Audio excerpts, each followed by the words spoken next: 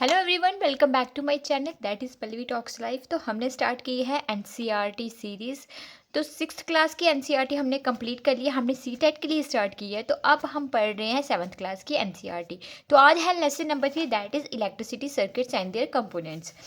Electric sales क्या होता है सबसे पहले मैंने सिर्फ मेन पॉइंट ही बताया और पूरा एक्सप्लेन नहीं कर रही हूँ क्योंकि आपने सीटेट का एग्ज़ाम देना है। मैं सिक्स क्लास या सेवन्थ क्लास के बच्चों को नहीं पढ़ा रही हूँ, ये काफ़ी आप अपग्रेडेड बच्चे हो, तो इसलिए मैं जो इम्पोर्टेंट होता है वो आपको बस गो थ्रू करवाती हूँ ताकि आपको सारा रिवाइज हो जाए। ऑलरेडी आपको सारा पता होता है, बस कुछ मेन चीज़ें होती है जो बिल्कुल बेसिक होता है, जो हमें नहीं पता होता है। तो इसलिए मैं सिर्फ वही बेसिक आपको करा रही हूँ। तो एनसीईआरटी में जितना भी इम्पोर्टेंट होगा जो हमारे सीटेट के एग्ज़ाम में आ सकता है तो वही मैं यहाँ पे कराऊंगी। तो ठीक है, फिर आज स्टार्ट कर रहे हैं हम लोग electricity circuits and their component. तो सबसे पहला टॉपिक है इलेक्ट्रिक सेल। सेल तो आपने सभी ने देखा हुआ, रेडियो में पढ़ता है। उसके बाद आपकी जो टॉर्च होती है उसमें इलेक्ट्रिक सेल पड़ता है। बैटरी में हर जगह सेल होते हैं बट अलग अलग टाइप्स आगे, बट हमने बैटरी वाले सेल देखे ही है। तो an electric cell have two terminals. जो इलेक्ट्रिक सेल होते हैं उसके दो टर्मिनल्स होते हैं, वन इज कॉल्ड पॉजिटिव और जो दूसरा होता है while the other is negative. जैसे ये सेल है, ऊपर टॉप पे एक मेटल का कैप बना होता है। The metal cap is positive terminal, इसको पॉजिटिव बोला जाता है। एंड द मेटल डिस्क, नीचे जो राउंड शेप में ऐसे डिस्क होती है तो वो नेगेटिव होती है। और ये एक पोर्टेबल सोर्स है, मतलब आप इसको कहीं भी कैरी करके लेके जा सकते हो एक जगह से दूसरी जगह पे। नेक्स्ट है बैटरी। बैटरी क्या होती है? Battery is a combination of two or more sales. जब दो या दो से ज़्यादा सेल्स मिलके जो कम्बिनेशन बनाते हैं उसको बैटरी बोलते हैं। फॉर एग्जाम्पल जैसे ये पॉजिटिव, इसके आगे हम एक और सेल रख लें, एक और सेल रख दें, एक और सेल रख लें, ऐसे करके जो कम्बिनेशन बनता है उसको हम बैटरी बोलते हैं।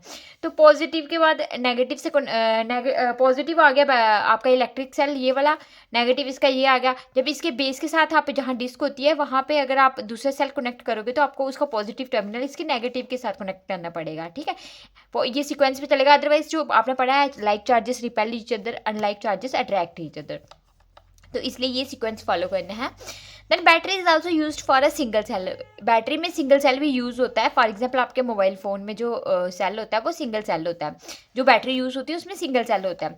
The glowing thin wire in bulb, bulb में जो ग्लोइंग थिन वायर होती है, आपने पुराने ज़माने के यूज़ किए थे, आजकल तो एलईडी बल्ब आ गए, लेकिन पहले जो चीज़ होती है तो वो फिलामेंट जब ग्लो करता है तो आपको लाइट देता है। ठीक है, तो उस वायर को क्या बोला जाता है? फिलामेंट। तो एक होता है इनकैंडेसेंट लैंप, एक होता है एलईडी। अब इनकैंडेसेंट लैंप क्या होता है? जो फिलामेंट वाला बल्ब होता है, ठीक है, इसको बोल सकती हो आप, जिसमें फिलामेंट होता है, जो पुराने ज़माने में बल्ब यूज़ किया जाता था, आजकल भी कई घरों में किया जाता है। तो एलईडी क्या होता है? जिसमें फिलामेंट नहीं होता, टू टर्मिनल्स होते हैं, पॉजिटिव और नेगेटिव। ठीक है, लाइक आपने देखा होगा ऐसे करके, यहाँ पे मैं थोड़ा सा बना देती हूँ, यहाँ पे मैं आपको दिखा दूँ एलईडी कैसे होता है। लाइक ऐसे करके ऐसे होता है। ठीक है, ये पेन नहीं चल रहा, दूसरा लेते हैं। बल एलईडी समथिंग लाइक ऐसे होता है, ऊपर से गोल होता है ऐसे करके थोड़ा, तो नीचे एक बड़े वाला होता है, ये पॉजिटिव टर्मिनल होता है इसका। तो एक छोटा होता है, ये नेगेटिव टर्मिनल होता है। दो होती हैं यहाँ पे लगी हुई, एक बड़ा होती है एक छोटी होती है। ठीक है, तो ये ऊपर से ऐसे गोल टाइप होता है, ऐसे बत्ती सी जग रही होती है, जैसे आपने देखा है गाड़ियों में भी होता है, सायरन बजता है, तो एलईडी की शेप का ही होता है वो। तो वही एलईडी बल्ब आजकल ज़्यादा यूज़ किया जा रहा है। तो इसमें पॉजिटिव और नेगेटिव टर्मिनल होंगे। अब इलेक्ट्रिक करंट कहाँ से कहाँ फ्लो करती है? पॉजिटिव से negative terminal of the cell की तरफ फ्लो करती है। ठीक है, तो फिलामेंट ब्रेक क्या होता है? फिलामेंट ब्रेक मतलब जो आपके बल्ब के बीच में फिलामेंट है वो जब ब्रेक हो जाता है तो बल्ब जो ग्लो होना बंद हो जाता है, उसमें कोई करंट फ्लो नहीं होती है। ठीक है, उसमें करंट फ्लो होना रुक जाती है और आपका जो बल्ब ग्लो कर रहा होता है वो ऑफ हो जाता है। ठीक है, इन केस ऑफ एलईडी में क्या होता है? Current flow when positive terminal of LED is connected to the positive terminal of battery.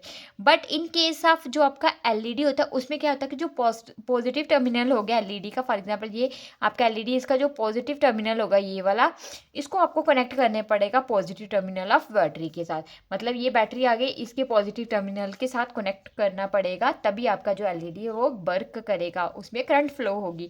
LED क्या होता है? Current pass through LED in one direction only. और एक चीज़ याद रखना, जो एलईडी में करंट फ्लो होती है वो सिर्फ एक ही डायरेक्शन में फ्लो होती है।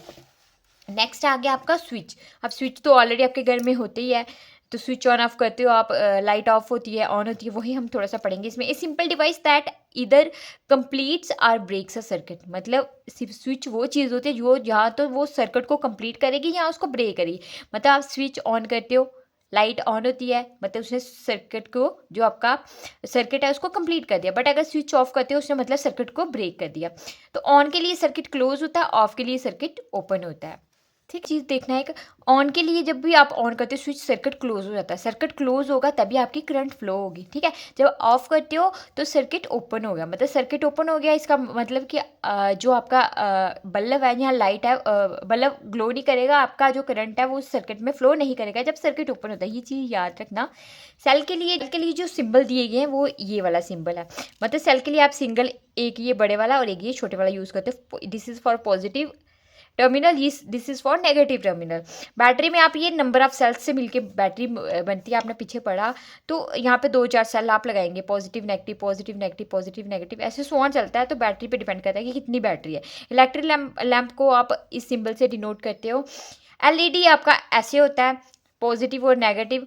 ऑन के लिए आपका सर्किट, अभी आपने पढ़ा सर्किट क्लोज होगा, बट ऑफ के लिए आपका सर्किट ओपन हो जाता है, करंट फ्लो होना उसमें बंद हो जाती है। वायर कैसे डिनोट करोगे, लाइक ये जा रही है आपकी वायर। ठीक है, अब सर्किट डायग्राम क्या होती है, a representation of an electrical circuit using symbols. मतलब सर्किट डायग्राम आप क्या चीज़ होती है, एक रिप्रेजेंटेशन होती है हमारे इलेक्ट्रिकल सर्किट्स की, जिसमें हम सिंबल्स को यूज़ किया जाता है। जैसे ये सिंबल्स यूज़ करके आप फिजिक्स में देखते हो कि ये वाले सिंबल यूज़ करके उन्होंने सर्किट बनाया होता है। तो आपको पता होता है कि इसमें क्या लगा है। जैसे आप देखो कि उसमें एलईडी लगाया तो वहाँ पर एक एलईडी का सिंबल बनेगा। अब एलईडी थोड़ा ना उठा के आप अपने पेज पे लगा दोगे, हाँ ये एलईडी लगाया। हम उसके सिंबल्स यूज़ करते हैं, उसकी वजह से हमें वो जो इलेक्ट्रिकल सर्किट्स है उसके बारे में पता चलता है कि उस इलेक्ट्रिकल सर्किट में क्या क्या उन्होंने कंबाइन किया है। ठीक है, नेक्स्ट इज कंडक्टर। ऑलरेडी आपको पता है गुड कंडक्टर ऑफ इलेक्ट्रिसिटी होता है, insulator poor conductor of electricity होता है। मेटल्स के जो भी एलिमेंट्स होते हैं वो सारे गुड कंडक्टर होते हैं। इंसुलेटर में आपका जो प्लास्टिक आ गया, रबर आ गया, वुड आ गया, दैट्स आर द इंसुलेटर, जिसमें से इलेक्ट्रिसिटी पास नहीं होती है। ये ऑलरेडी आपको पता होगा, इतना डीप जाने की जरूरत नहीं है। सेल में क्या होता है, सेल आपने ऑलरेडी देखा होगा कि सेल में क्या होता है, कार्बन रॉड होती है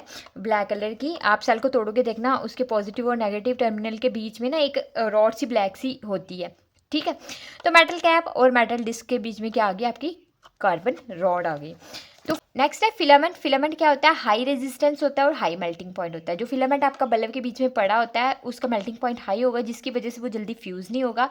देन हाई रेजिस्टेंस। रेजिस्टेंस क्या होता है, किसी चीज़ के फ्लो को रोकता है। करंट रेजिस्टेंस क्यों लगाया जाता है सर्किट में, ताकि कोई करंट का ओवरफ्लो ना हो, करंट को रोक सके, इसलिए उसके आगे एक ऑब्स्ट्रक्शन सी लगाई होती है, रेजिस्ट किया होता है। तो हाई रेजिस्टेंस का मतलब कि वो हाईली उसको रेजिस्ट करेगा कि maximum amount of current flow ना हो, जिसकी वजह से डैमेज वगैरह ना हो। तो ये आ गया फिलामेंट। आगे इलेक्ट्रिक करंट के बारे में ये सारा आपका जो इलेक्ट्रिक करंट वाला है, ये सारा का सारा पोर्शन आपकी 8th क्लास में है। तो तब हम पढ़ेंगे, तब हम ओम्स लॉ पढ़ेंगे, इलेक्ट्रिक करंट पढ़ेंगे। नेक्स्ट आगे मैंने थोड़ा बहुत लिख लिया था, फिर मैंने जब देखा तो ये सारा heating effect of electric current, ये फ्यूज़ वगैरह, ये सब कुछ आपके 8th क्लास में हम पढ़ेंगे। थोड़ा हाई क्लास में जाएंगे तो ये ज़्यादा होगा। तो 7th क्लास में बस आपका इतना ही है। तो this is all about your lesson. अगर वीडियो पसंद आ रही है तो प्लीज़ लाइक शेयर और सब्सक्राइब करना मत भूलें। तो मिलते हैं नेक्स्ट वीडियो में, तब तक के लिए बाय बाय, टेक केयर।